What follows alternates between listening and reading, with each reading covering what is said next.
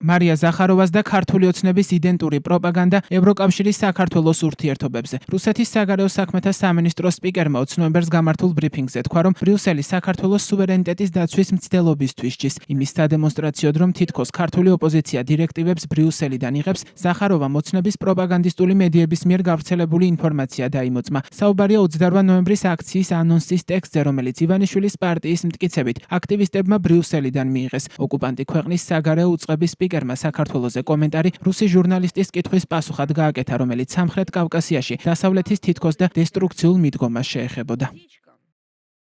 ევროკავშირის ქმედებები რუსეთთან დაპირისპირების იდეით არის განპირობებული. მუქარადა ზეწოლა ბრიუსელის პოლიტიკის რუტინად იქცა. საქმე დავიდა ერების წინააღმდეგ სანქციების მუქარამდე. საქართველო ამის ნათელი მაგალითია. ისინი ფაქტობრივად ხელებს უგრეხენ ქართველებს და სჯიან მათ საკუთარი სუვერენიტეტის დაცვის მცდელობისთვის. ცხადია, მოქალაქეების ნების გამოხატვას ევროკავშირისთვის მხოლოდ მაშინ აქვს მნიშვნელობა, როდესაც მისი შედეგები ქვეყანას დიდ თამაში პაიკად აქცევს. ჩვენ ყურადღება მივაქციეთ ქართული მედიის მიერ 13 ნოემბერს 15 საათზე გამოქვეყნებულ ევროკავშირის მაღალჩინოსნის წერილის ასს, რომელიც ვითომ საქართველოს ინტერესებზე მზრუნველ თავისუფლების მოყვარე მოქალაქეებს მორიგ მიტინგზე უნდა გაეჟღერებინათ. ზუსტად 10 წუთში პარლამენტის შენობის წინ ერთ-ერთმა ოპოზიციონერმა ბრიუსელიდან მიღებული ტექსტი ქართულ ენაზე სიტყვასიტყვით წაიკითხა. ეს იმის შესახებ, თუ რატომ იწვევს უცხოური აგენტების შესახებ კანონები ევროკავშირელების განრისხებას. იმიტომ, რომ ისინი ამხელენ სხვა სახელმწიფოების სივრცეში ევროკავშირელებისა და ნატოელების მოქმედების მექანიზმს, ისი უფლებაც მათ არ აქვს. მთლიანობაში საქართველოს მოვლენები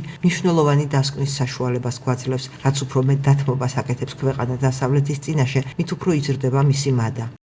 13 ნოემბერს 15 საათზე პრაიმ-ტაიმმა იმ განცხადების ინგლისურენოვანი ტექსტი გაავრცელა, რომელიც სამოქალაქო აქტივისტებმა პარლამენტთან გამართულ ბრიფინგზე წაიკითხეს. მათ 28 ნოემბერს ოცნების მიერ ევროინტეგრაციაზე ფაქტობრივი უარიდან 1 წლის თავზე აქცია დაანონსეს. პრაიმ-ტაიმი ამტკიცებდა, რომ ეგრეთ წოდებული დოკუმენტი მათ ბრიუსელიდან მიაწოდეს და ის ადგილობრივ ოპოზიციას ევროკავშირის კონკრეტულმა მაღალჩინოსნებმა გამოუგზავნეს. ამის საფუძველზე სხვა პროსახელისუფლებო მედიები და ქართული ოცნება ამტკიცებდნენ, რომ სამოქალაქო საზოგადოება ბრიუსელის დავალებების უსიტყვო შემსრულებელია. ეს პროპაგანდა ოკუპანტი ქვეყნის საგარეო უწყების სპიკერმა მარია ზახაროვამაც გაიმეორა. ოპოზიციონერმა პოლიტიკოსებმა და აქტივისტებმა პრაიმ-ტაიმის მიერ გავრცელებული ინფორმაცია მალევე უარყვეს და თქვეს, რომ განცხადებაზე არაერთი ადამიანი მუშაობდა და საბოლოო ტექსტი არაერთ ჩატში გაზიარდა. მათი თქმით, როგორც ჩანს, ტექსტი სუს ხელში ჩაუვარდა, ინგლისურად თარგმნა და შემდგომ მისი პროპაგანდისტული მიზნებით გამოყენება სცადა.